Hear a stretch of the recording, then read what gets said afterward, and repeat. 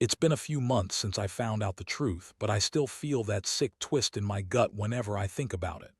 When you think back to your wedding day, you remember the feeling of happiness, the promises, the vows. You don't expect that a few weeks later, everything you believed about your life, your future, and your wife could be a lie. But that's exactly what happened to me. It started when I noticed little things. She'd be unusually distant at times, acting distracted or defensive when I pressed her about her day. Small signs, really, like how she'd switch the subject quickly or how she'd avoid looking me in the eyes. I brushed it off at first. Everyone's got their moments, right? But then I found the text messages. Just a quick peek during a late night when I couldn't sleep. I saw her typing to someone. Her boss, I found out later. The one she claimed she barely knew. My stomach sank straight to my shoes. I saw the messages, flirty, suggestive, downright inappropriate. She told him she missed him, that she couldn't wait to see him after our honeymoon. The word stuck out, honeymoon. We just come back from a week of supposed paradise, but she was already cheating on me. Right then, I felt my face turn cold. My palms started to sweat. The world around me seemed to slow. I couldn't believe I was reading those words, her words, on my phone. I didn't confront her immediately. I wanted to see how deep this went, what kind of lies I was standing in. So I started digging. I needed proof, concrete evidence. I trailed her one evening after work, saw her slip into a nondescript building downtown. I parked a few blocks away, hidden behind a row of parked cars. I watched her go inside, her heels clicking on the pavement, my stomach twisted. I could feel the anger building like a simmer about to boil over. A week later, I found her purse in our bedroom, and tucked inside was her phone. I took a deep breath, trying to steady my trembling hands. I unlocked it. She'd forgotten to log out. That's when I saw the photos. Not just messages, but full-on pictures of her in bed with her boss. Smiling, touching, completely caught up in whatever they were doing. I could believe it. There they were, proof of what I'd suspected but never wanted to admit. The real shock was the trash. I found our wedding photos tucked amid old receipts and crumpled snack wrappers, thrown into the trash outside the house. My stomach clenched like I'd been punched in the gut. How could she do that? Those photos were supposed to be memories of our beginning, our promise. Instead, she discarded them like garbage, trying to erase what she'd done, erase me. That night I sat on the couch, staring at those photos, feeling the heat of betrayal burn through my chest. I couldn't hold back the anger. I clutched a photo in my hand, then crushed it. My mind raced. What do I do now? How do I confront her? I knew I couldn't stay silent, not after seeing all that. But I also knew I had to come up with a plan, something sharp, something calculated. I couldn't just storm in and scream. I needed to make her feel the same pain she'd caused me. I stayed up all night planning. I wanted her to see what she'd destroyed, not just our marriage, but my trust, my sanity. I thought about her boss, the bastard who'd played her, who'd taken her away from me. I wanted him to understand what he'd done, too. I wasn't going to just walk away and pretend this didn't happen. No, I was going to make her regret every lie, every betrayal. I was going to hit her where it hurt. I knew I had to be careful. I couldn't slip up. I couldn't give her a chance to spin her story or clean up her mess. I decided to turn her own game against her. I was going to make her feel exposed, vulnerable, just like I felt. The thought sent a shiver down my spine, but I knew it was the only way to get justice. I had all the pieces now, the evidence, the motive, and I was ready to strike. Tomorrow I'd make my move, and she'd finally see that I wasn't the fool she thought I was. That's when I knew this wasn't just about revenge. It was about reclaiming what was mine, about ending her lies once and for all. And I'd never forget the taste of betrayal in my mouth. Not for a second. The next morning I woke up with the weight still pressing down on my chest. My head was pounding from a restless night, and the adrenaline from my plan kept me on edge. I had everything mapped out. The evidence, the words I'd say, the moment I'd choose. I wasn't going to let her worm her way out of this, not like she had so many times before. Today was the day I'd finally confront her, serve her the truth, and show her that I wasn't going to keep taking her lies. I made sure I had all the pieces laid out. Her phone, the photos, my own memory of her cheating, the trash bin outside with the wedding photos.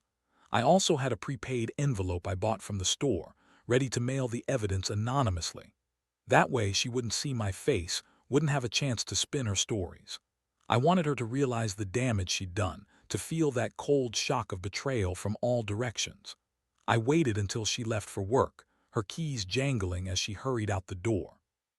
I followed her from a distance to make sure she was really gone, then quietly slipped inside. My palms were slick with sweat, but I kept my movement steady. I grabbed her phone from her purse, carefully copying the photos onto my laptop. I needed to see everything, every detail she'd hidden so I could understand how deep this really ran. Once I had everything, I went to the bathroom mirror, looked at myself. My reflection was shaky, but I forced myself to focus. This wasn't just about revenge. It was about ending a lie, about reclaiming my dignity. I needed her to know I knew that I wasn't blind or naive anymore. The last thing I wanted was to leave any room for her to deny it, to spin her version of the story. I sat at the dining table, spread the evidence out in front of me, and stared at the photos. Her face in those pictures with her boss was unmistakable. She looked happy, just like she'd looked on our wedding day, so innocent, so carefree. But I knew better now. I knew the truth behind that facade. That moment of betrayal cut deeper than I expected. I clenched my fists, feeling the blood rush to my head.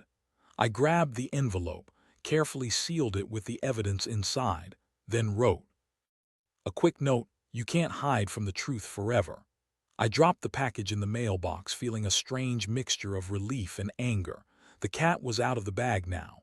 There was no going back. The damage was done. I could finally stop pretending everything was fine. While I was waiting for the mail to be collected, I called a friend, someone I trusted, who'd listen without judgment. I told him everything, from the initial suspicion to the evidence I'd uncovered. He listened in silence, then said, "You have to do what's right for you now. No more secrets, no more hiding. It's time to take control." Those words hit me hard. I knew he was right. That night I sat alone in the dim glow of the living room, feeling the emptiness settle over me again. I kept replaying her face when she found out. The shock, the confusion, maybe even a hint of regret. I wondered if she'd even care. I'd been so blind, so trusting. But now I felt something else bubbling beneath the surface, something cold and determined. I wasn't going to let her get away with this, not without consequences. Later, I took out the wedding album. Flipping through the pages, I stared at the smiling faces, the memories I'd cherished. I shook my head. This wasn't the life I wanted anymore. I had to be prepared for what came next, her reaction, the fallout, whatever she decided to do. I knew she'd be furious when she saw the evidence. I knew she'd try to deny everything or twist it around to make me the villain. But I was done playing nice. It was time for the confrontation. I'd waited long enough. As I set the album aside, I felt my stomach tight. My hands were still trembling slightly, but my resolve was firm. No more secrets, no more lies. I was ready to face her, to tell her exactly what I knew. And I was going to make damn sure she understood that her betrayal had consequences. That's when I realized I was finally taking back control of my life, and she wasn't going to like what was coming. That evening, I knew she'd come home expecting things to be the same. The same warm smile, the usual chatter about her day, maybe a little guilt tucked away, hidden behind her charm. But I wasn't about to let her slide this time. I had the evidence, the plan, and a determination I'd never felt before. When she stepped through the door, I made sure everything was in place, proof laid out on the table, a cold silence in the air. She looked tired, maybe a little anxious, but her eyes lit up when she saw me. "Hey, honey. You're home early," she said, trying to sound casual, maybe nervously brushing her hair back. I kept my expression hard, steady. "We need to talk," I said quietly, voice low but firm. Her smile faltered. "What's wrong?" she asked, voice trembling just a little. I took a deep breath and slowly set a small box on the table. Inside was her phone, the photos, the evidence I'd collected. I pushed it toward her, watching her face drain of color. "You tell me," I said. "What the hell is this?" Her eyes darted to the photos, then back to me. Her hands clenched into fists. I can explain," she stammered. "It's not what you think." But I wasn't buying it. I'd seen enough. I reached across the table, pinched her wrist gently but firmly, and said, "Don't bother. I know everything about the messages, about the photos, about how you threw our wedding pictures in the trash to hide it all." She pulled her hand back, her face twisting with anger and guilt. "It doesn't mean anything," she said, voice rising. "It was a mistake. I was drunk, tired, stressed. I didn't mean for it to happen." Her words came out hurried, like she was trying to convince herself as much as me, but I knew better. I could feel that familiar rage bubbling up inside me. "You're lying," I said coldly. "You cheated on me during our honeymoon. You lied about everything. You even threw away our wedding photos like they meant nothing. You want me to believe that was just some drunken mistake? That's bullshit. You crossed a line I can't come back from." My voice cracked slightly, but I kept my tone steady. "And now I've got proof." Her eyes widened, then darkened with fury. "You're crazy," she spat. "You've lost your mind. All of this," she waved at the evidence, "is just you overreacting. You're jealous. Paranoid. You don't have any proof that I don't need to hear your damn excuses," I interrupted. "Because I've already made up my mind. I don't want to be with someone who lies, cheats, and throws away our memories like they mean nothing. If you think I'm gonna sit here and pretend I don't know what you did, you're dead wrong." She stood up suddenly, voice trembling with fury. "You're unbelievable. I can't believe you're doing this. After everything." "Save it," I cut her off. "I don't want to hear your lies anymore. I've got what I need, and I want you out of my house tonight." The room fell silent for a moment, thick with tension. Her face was a mask of rage, betrayal, and maybe a flicker of regret, but I didn't care. The damage was done. I had finally confronted her, shown her that I knew the truth, and that I wasn't going to be her fool anymore. As she stormed out of the room, I felt a strange mix of relief and emptiness. Part of me wanted to break down, to cry or yell something. Instead, I just sat down, staring at the evidence on the table. For the first time in a long time, I felt in control. That's when I realized this was only the beginning. The real revenge was still waiting. I had to be ready for her next move, and trust me, I wasn't about to give her 1 inch of mercy. The night after the confrontation, I stayed up late, replaying everything in my mind. Her angry face, her frantic words, the way she tried to deny what I knew was true. I felt a strange calm settle over me, mixed with a sharp edge of determination. I wasn't just reacting anymore. I was planning, plotting, making sure she felt the shock I'd been holding back. This wasn't just about catching her. I wanted her to feel what betrayal really meant. I realized I had to be even more strategic than I thought. She might have thrown away the wedding photos, but I still had the digital copies. I'd already uploaded everything to a secure drive, just in case she tried to wipe her phone or delete the photos. Once she left that night, I checked her messages again, looking for any new signs of contact, any missed opportunities for her to spin her story. Before I left that night, I went outside and dug a small hole in the backyard. Not deep, just enough to hide a flash drive. I placed the drive there, buried it, then covered it back up. That way, if she ever got curious or tried to clean up, she'd never find everything. I wanted her to know I'd been one step ahead all along.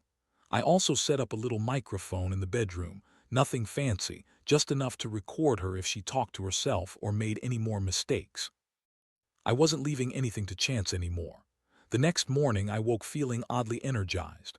I knew I had her in a corner. She left my house fuming, probably plotting her next move, but I'd already taken steps to keep her off balance.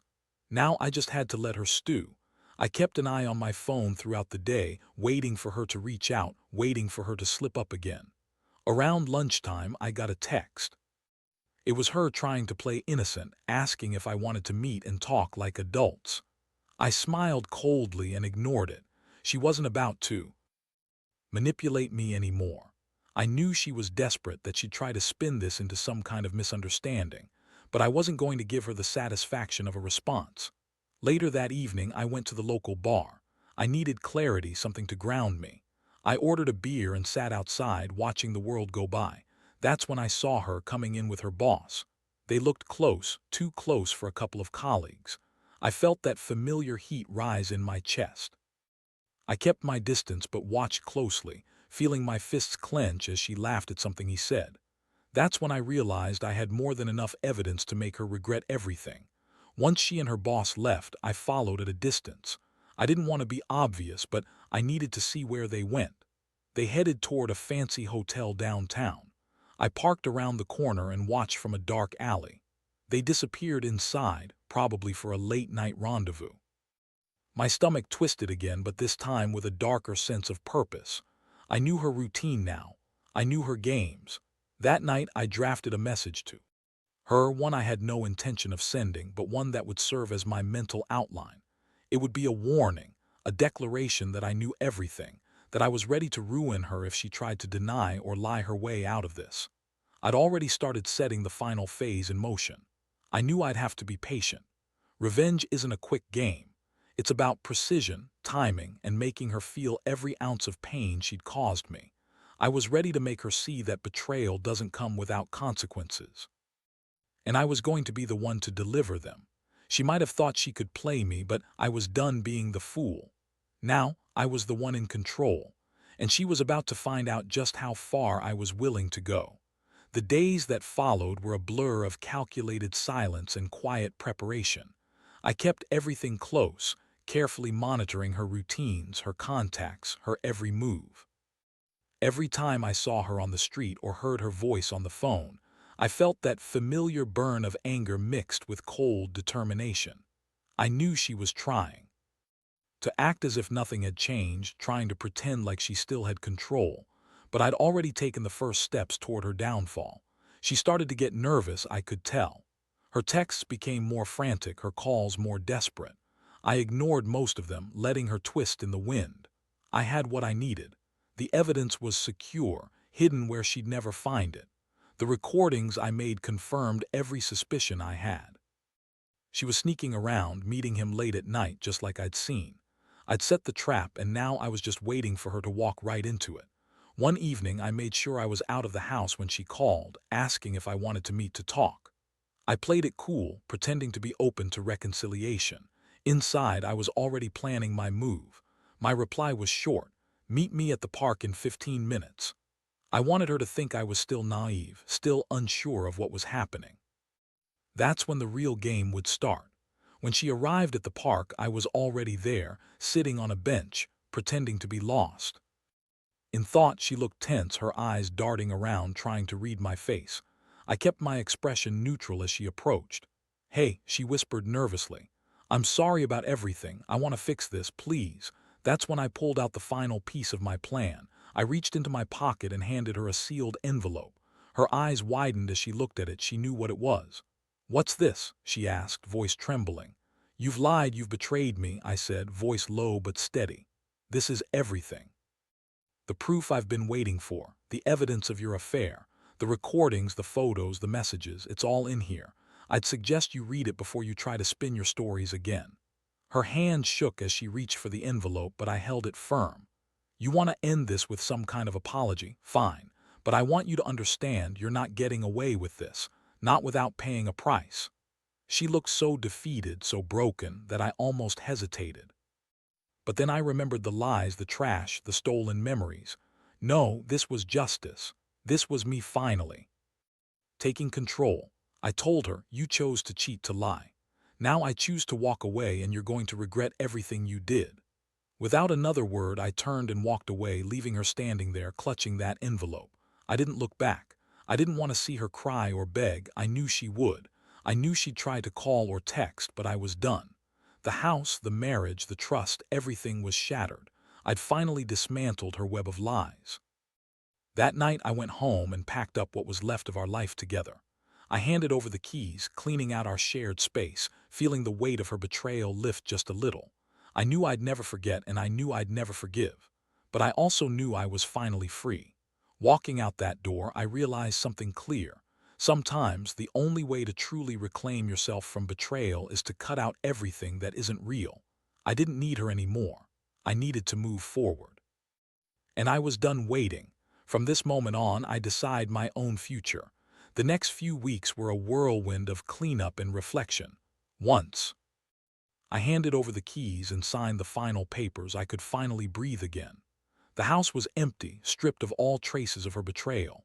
It felt strange at first, like I was shedding a skin I'd been trapped in for so long. Every night I slept better, unburdened by the weight of her lies. Yet the pain lingered, a dull ache that wouldn't quite go away. In the quiet moments, I'd sit outside with a cigarette, staring at the sky and thinking about everything I'd been through. I didn't tell anyone how deeply her betrayal cut, how it shattered my trust not just in her, but in everything I believed about love and honesty. I just kept it inside. That's how I got through it, by refusing to let her define my life anymore. When you're betrayed like that, it's easy to fall into anger, to drown in bitterness. But I knew I had to choose differently. I had to reclaim myself. Looking back, I realize how much I learned from all this. Trust is fragile and it can be broken with one lie, one betrayal. But what's scarier is what you do after. You can either let it destroy you or use it as a wake-up call. For me, it was the latter. I decided I'd never let someone else's choices ruin my life again. I took the lessons, the pain, and I turned them into something stronger. I'm not naive anymore. I know that love, real love, is built on honesty and respect. And if I ever find myself in a similar situation again, I'll recognize the signs early and act without hesitation. No more letting betrayal fester. No more second chances when someone proves they're capable of lying to your face. I've learned what my boundaries are, and I'll never let anyone cross them without consequences. As for her, I don't know where she is now, and honestly, I don't care. Maybe she's still trying to justify her actions or living with the guilt. Maybe she's moved on, just like I've moved forward. Either way, I've made peace with what happened. I've accepted that some wounds never fully heal, but that doesn't mean they control me anymore. In the end, I want to tell anyone reading this who's going through something similar: trust your instincts. Don't ignore the small red flags, and don't ever convince yourself that someone's lies are just mistakes. Because once trust is broken, it's nearly impossible to rebuild, but you can rebuild yourself. You can come out stronger, wiser, more resilient. You can choose to walk away and never look back. My advice: when you get to that breaking point, don't hesitate. Take control. Cut out the poison and start again. Because life's too short to be stuck in a web of lies. And the best revenge: living happily on your own terms, knowing you're finally free.